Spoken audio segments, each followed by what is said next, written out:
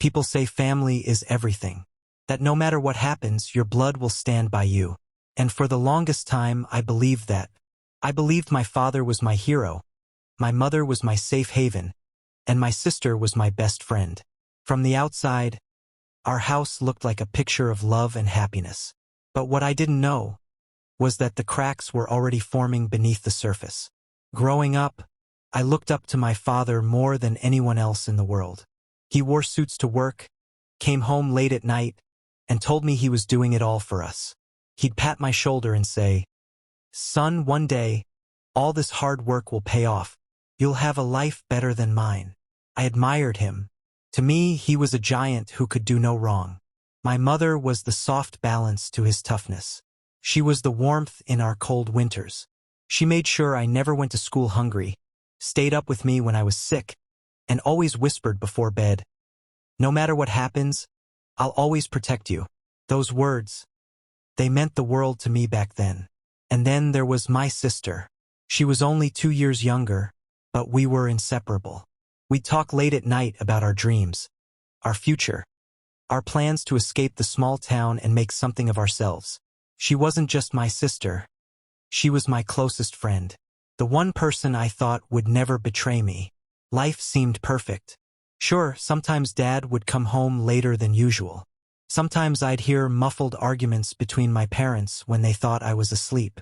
Sometimes my sister would sneak off for hours without explanation. But I told myself, every family has problems.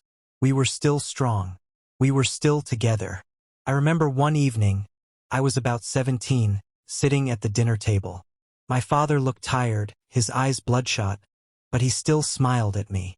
"Keep your grades up, son," he said. "When you get into college, I'll be right there to pay for it. You won't have to worry about a thing." I nodded, feeling proud, feeling secure. I thought, yes, this is what family is. A father's promise, a mother's care, a sister's friendship. But deep down there were whispers. The neighbors sometimes talked. They'd say things like, "Your father's car was outside the casino last night," or, "I saw your sister with some guy at midnight." I brushed it off. People like to gossip. They're jealous of happy families. At least that's what I told myself. My mother always defended them too. "Don't listen to what people say," she would tell me, smiling softly. "We're a family. That's all that matters." And I believed her. Because why wouldn't I? She was my mother. She'd never lie to me, or so I thought. Looking back now, I realized that was the beginning. The little lies, the tiny cracks in the wall, the things I ignored because I wanted so badly to believe in us. But the truth is, my family wasn't protecting me. They were preparing to break me. And the day I found out who my father really was the day everything started to collapse. The illusion of a perfect father shattered on my 21st birthday. I had spent years working hard in school, pushing myself, because I believed in the promise my father made me when I was 17. "When you get into college, I'll be right there to pay for it. You won't have to worry about a thing." Those words were carved into my heart. So when the acceptance letter came, I ran home with it, grinning from ear to ear. My father was sitting in his chair, half watching the news, half drinking his glass of whiskey. "Dad!" I shouted. "I got in. I'm in." He looked up, smiled faintly, and said, "Good job, son. I knew you could do it." I expected him to stand up, hug me, maybe shed a tear. Instead, he just leaned back, staring at the TV again. "So, when can we pay the deposit?" I asked. He froze. His eyes flickered. And in that silence, something inside me sank. "Dad!" He finally sighed, rubbed his face, and muttered, We don't have the money right now." At first, I thought he meant just a small delay. Maybe bills were piling up. But then I pressed him. I asked where all the money went. The money he promised he'd saved for years. That's when the truth spilled out. Not in an apology. Not in shame. But in anger. "I worked my whole life, and I deserved some fun," he snapped. "You think money grows on trees? I had needs too. I needed to escape sometimes. Don't you judge me." I stared at him, my chest tightening. "What do you mean? Where's the money, Dad?" Where is it? He slammed the glass down on the table. It's gone. Do you understand? Gone. I gambled it, all right? That's what you wanted to hear? You think I wanted to live like this? No. But I'm not going to sit here and be judged by my own son. My mother rushed in, trying to calm us down.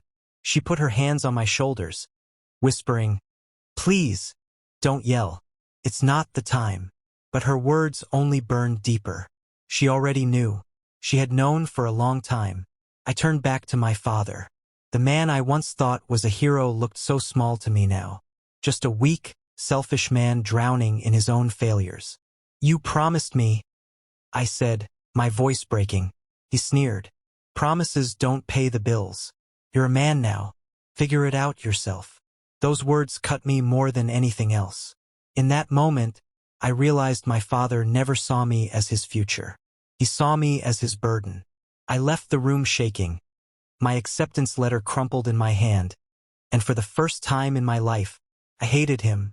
After my father's betrayal, I told myself at least I still had my sister. She had always been the one who listened, the one who laughed with me, the one who promised she'd never let me face the world alone. So I picked myself up. I started working odd jobs. Late nights at diners, weekends in warehouses, cleaning floors, anything that would bring in a few dollars. Slowly, I saved. Every time I got paid, I handed the money to my sister.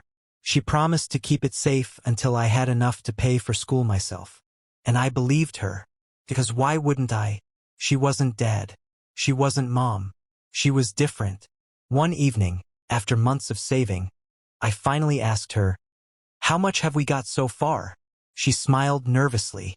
"Don't worry, it's safe." "Yeah. But how much?" I pressed. She looked away. "Around 3,000, maybe a little less." It didn't sound right. By my count, it should have been at least 5. But I brushed it off. Maybe I miscalculated. Then, one night, I came home late and overheard her on the phone. Her voice was trembling. "I swear I'll get it back to you. Please just don't leave. I'll fix it."